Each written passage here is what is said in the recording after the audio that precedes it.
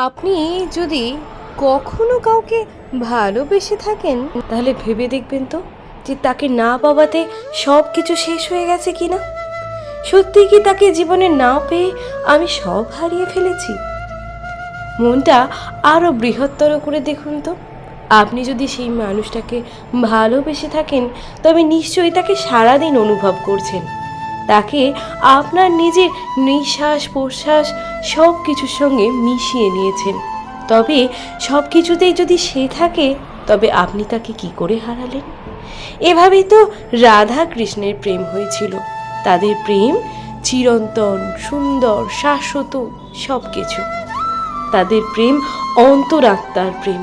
তাদের প্রেম এতটাই গভীর যে দুটি মানুষ পৃথক হলেও তাদের আত্মা এক, তাদের মন এক, তাদের প্রেম এক, তাদের ভালোবাসা এক। সেই জন্যই তো কৃষ্ণ যখন নিজের প্রতিচ্ছবি জলে দেখেছিল তখন রাধার ছবি দেখতে পেয়েছিল। রাধাও কৃষ্ণের ছবি দেখতে পেয়েছিল প্রতিচ্ছবি হিসাবে।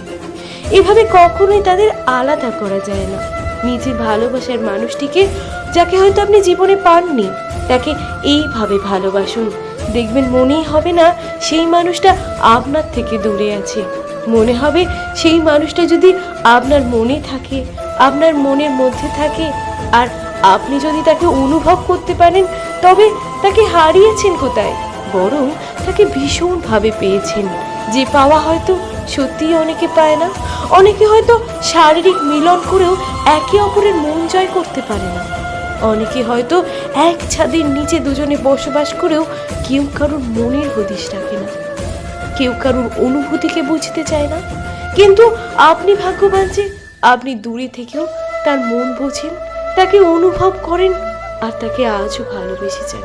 তবে আপনার ভালোবাসা সত্যিই পবিত্র, সত্যি এক অনন্য ভালোবাসা।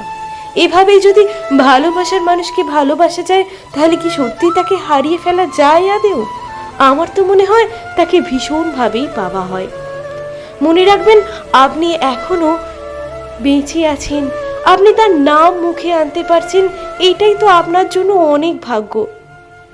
ঈশ্বর করুন আপনি এভাবে সুস্থ থাকুন, সবসময় মনের মধ্যে হলেও সেই মানুষটার নাম আওড়াতে পারেন।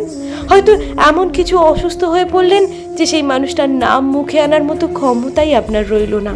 তার থেকে তো আপনি অনেকটা ভালো আছেন যে সেই মানুষটাকে মনে করতে পারেন, মনে মনে তার নাম বলতে পারেন, বা কখনো নিরালা নিভৃতি জায়গায় যেখানে আপনি একাই একার সঙ্গী, সেখানে হয়তো সেই মানুষটার নাম হয়তো দুবার উচ্চারণই করে ফেললেন।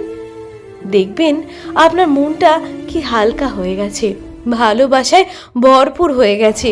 কখনোই মনে হচ্ছে না যে সেই মানুষটাকে আমি হারিয়ে ফেলেছি, সেই মানুষটা আমার থেকে দূরে আছে। এভাবে কাউকে ভালোবাসুন। ভালোবাসতে হলে এভাবেও বাসতে পারেন। সবসময় ধরে বেঁধে কখনোই একটা মানুষের সঙ্গে বিয়ে দেওয়া মানেই তাকে ভালোবাসা নয়। জীবনে প্রেম ভালোবাসা অনেকেই আসে, কিন্তু অনেকেই পারেন না সেই সব সম্পর্কে জড়াতে, পরকীয়ার ভয়ে, লোক নিন্দার ভয়ে, বা অনেক কিছুতে। এভাবেও তো ভালোবাসা যায়, তাই না? এভাবে তো দূর থেকে কারোর ভালো চাওয়া যায়, নিঃস্বার্থভাবে কাউকে ভালোবাসা যায়, কাউকে নিজের মনের অনুভূতিতে মিশিয়ে নেওয়া যায়, কাউকে নিজের মনের অন্তরাত্মা বানিয়ে নেওয়া যায়। প্রেম তো অন্তরাত্মার মিলন, তাই না? যদি ভালোবাসেন তাকে তবে তাকে নিজের অন্তরাত্মা বানিয়ে নিন। দেখবেন মনে হবে সেই মানুষটা সব সময় আপনার সাথে আছে, আর আপনি অজান্তেই এক সুখ অনুভব করবেন, মন খুশিতে থাকবে, আর কখনোই মনে হবে না যে আপনি তাকে হারিয়ে ফেলেছেন। কারণ আপনার মন সব সময় তার উপস্থিতিকে জানান দেয়। আপনি সে কারণেই অনেক ভাগ্যবান যে আপনি আপনার ভালোবাসার মানুষকে মনের মধ্যে রাখতে পেরেছেন, তার নাম মনে মনে বলতে পারেন। সেই মানুষটিও হয়তো কোনো কারণে আপনার কথা ভাবছে। সত্যিকারের ভালোবাসা হলে সত্যি হারিয়ে যায় না, সত্যি সবকিছু ভোলা যায় না। হয়তো পূর্বজন্মে আপনাদের প্রেম হওয়ার কথা ছিল, কিন্তু এই জন্মে কোনো এক কারণবশত হয়নি।